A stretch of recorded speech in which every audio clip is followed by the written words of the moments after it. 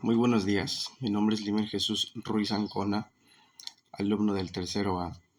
En esta ocasión mi equipo está conformado por Adolfo Enrique Alcocer Sánchez, Jimena Márquez Hernández, Josué Alberto Un Castillo y Eric Rafael Chable Bonilla, los cuales nos brindarán información acerca de los siguientes temas, los cuales son la ley de los tres estados y el positivismo, materialismo histórico, Emil Durkheim y los hechos sociales, y la jerarquía social y tipo ideal Max Weber. Empezará nuestro compañero Adolfo brindándonos información o hablándonos acerca de lo que es la ley de los tres estados y el positivismo. Hola, yo soy Adolfo, yo voy a hablar acerca de la ley de los tres estados y el positivismo.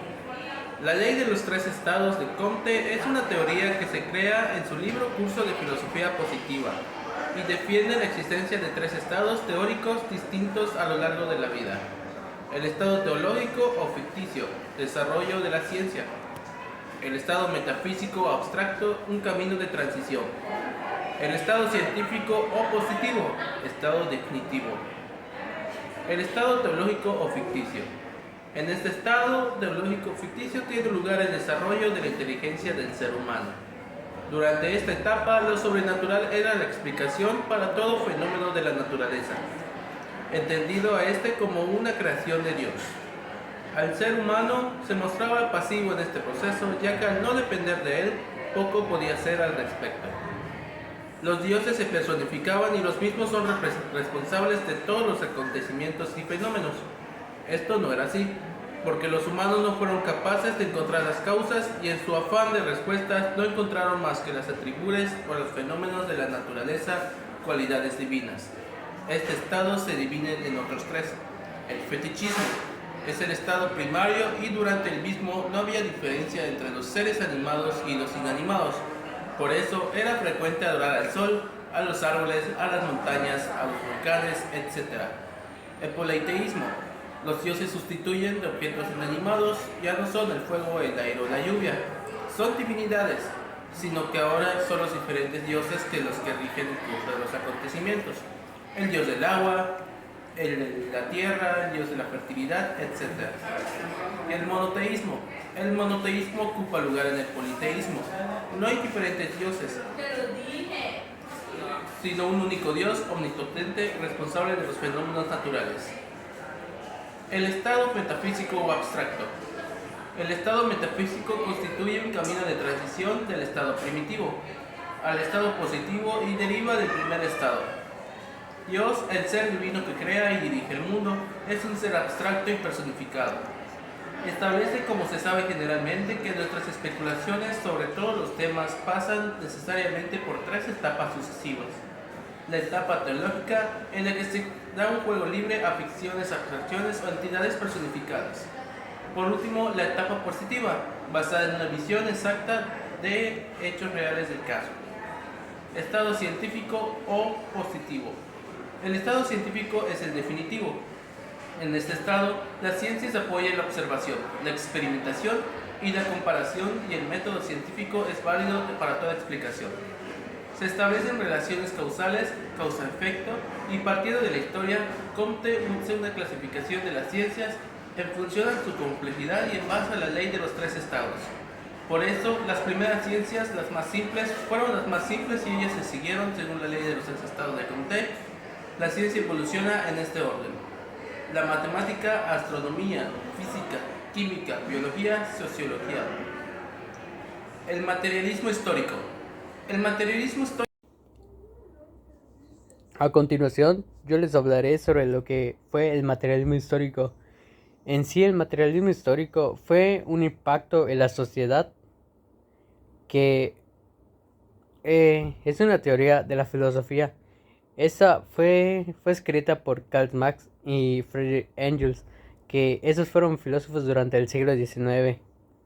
Eh, en ellos decían que el materialismo y el cambio a la sociedad se iba dando con cambio a las luchas de las clases, muchas de ellas, en otras palabras, que sostienen el acontecimiento y cambios importantes de nuestro mundo en estos fueron causados por los cambios que hubo de la tecnología y en la forma en la que nos organizamos en torno a estas tecnologías.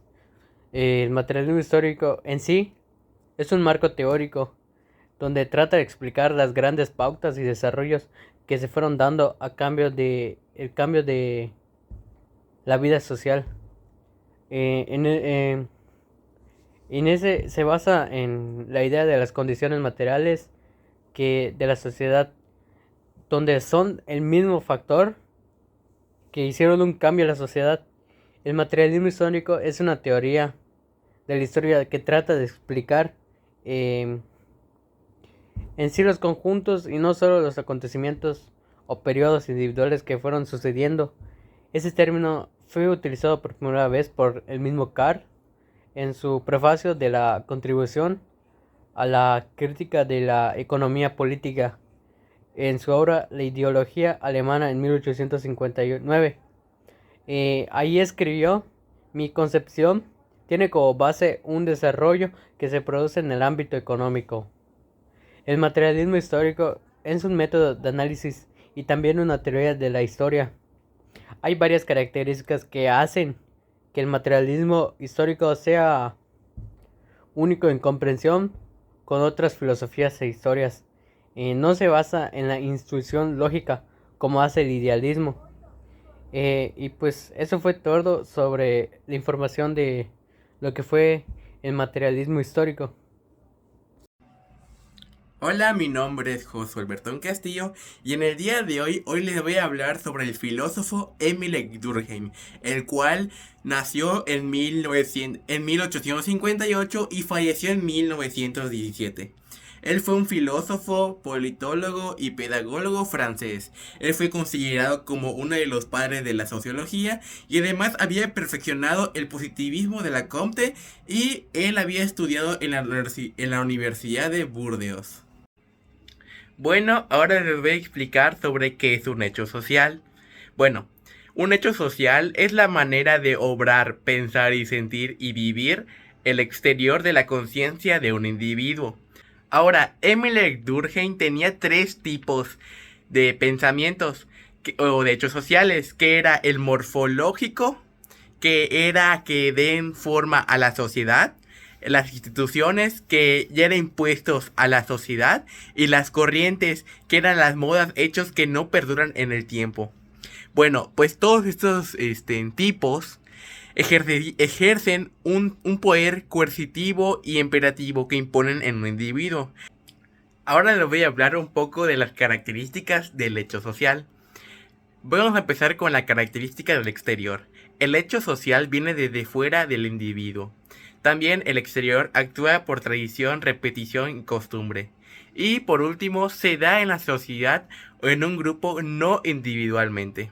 Ahora, el siguiente hecho social que les voy a hablar será sobre el coercitivo.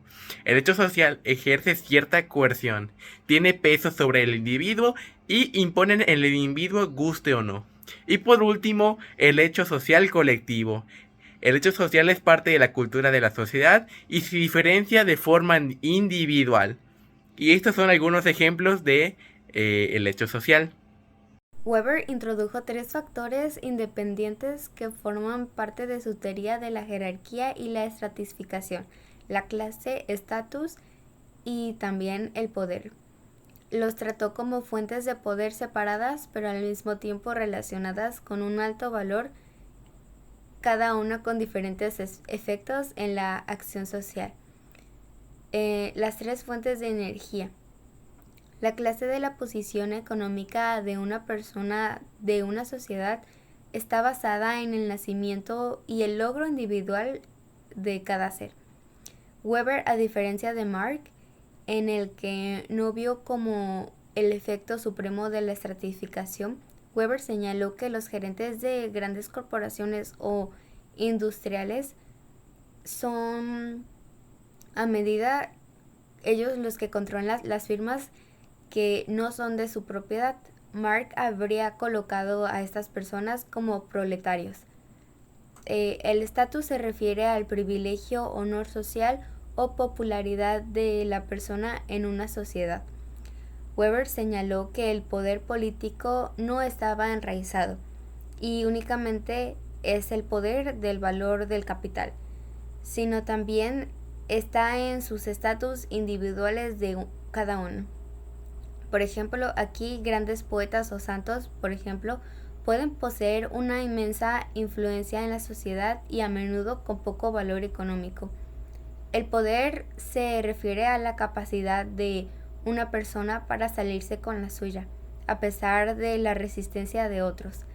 Por ejemplo, los individuos con empleos estatales, como unos empleados de las oficinas federales de grandes investigaciones o miembros del Congreso de los Estados Unidos, tienen poca propiedad o bajos estatus, pero siguen teniendo un gran impacto o un inmenso poder.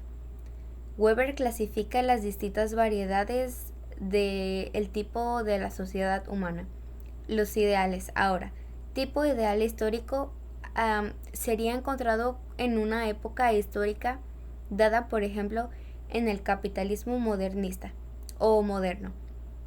El tipo de ideal de la sociología general estaría presente en todas las sociedades, por ejemplo, en la burocracia. El tipo de ideal de acción, basado en las actuaciones de un actor determinado, como en la acción de la influencia. Ahora, tipo de ideal de estructural, que resulta que las personas o de las acciones tienen las consecuencias sociales. Por ejemplo, la denominación. Bueno, maestra, esto ha sido todo por nuestra parte. Esperamos que haya sido de su agrado y que le haya gustado. Muchísimas gracias por su atención.